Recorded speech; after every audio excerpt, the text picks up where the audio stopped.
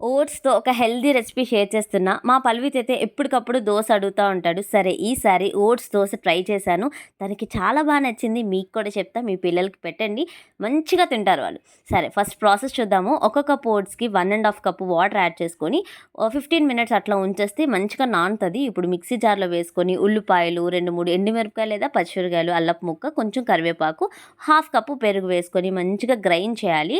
Dosa batter ఎటువంటి కన్సిస్టెన్సీలో ఉంటుందో కావలసి వాటర్ యాడ్ చేసుకొని ఈ కన్సిస్టెన్సీ వచ్చేంత వరకు గ్రైండ్ చేసుకోవాలి. ఇప్పుడు అందులో హాఫ్ స్పూన్ ఉప్పు, 1 స్పూన్ షుగర్ యాడ్ చేసుకొని బాగా కలిసేటట్టు కలుపుకోవాలి. దోస బ్యాటర్ ఎలా ఉంటుందో అలా వచ్చేంత వరకు కలుపుకున్న తర్వాత నాకైతే పర్ఫెక్ట్గా వచ్చింది.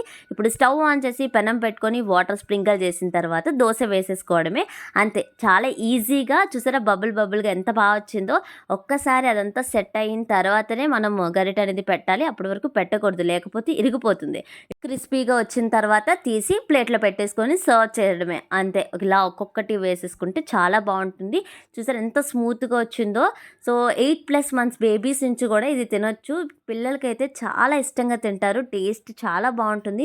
ఓట్స్ అనేది చాలా హెల్దీ రెసిపీ కాబట్టి మస్ట్ అండ్ షుడ్గా ట్రై చేసి మీ పిల్లలకి అనేది పెట్టండి. ఇప్పుడైతే నెక్స్ట్ వ్లాగ్లో కొబ్బరుండ రెసిపీ పెడుతున్నా. మస్ట్ అండ్ షుడ్గా ఆ వీడియో మాత్రం అస్సలు మిస్ కాకండి. అండ్ మీకేమైనా రెసిపీస్ కావాలంటే నాకు కమెంట్ చేయండి, నేను చేయడానికి ట్రై చేస్తాను. సో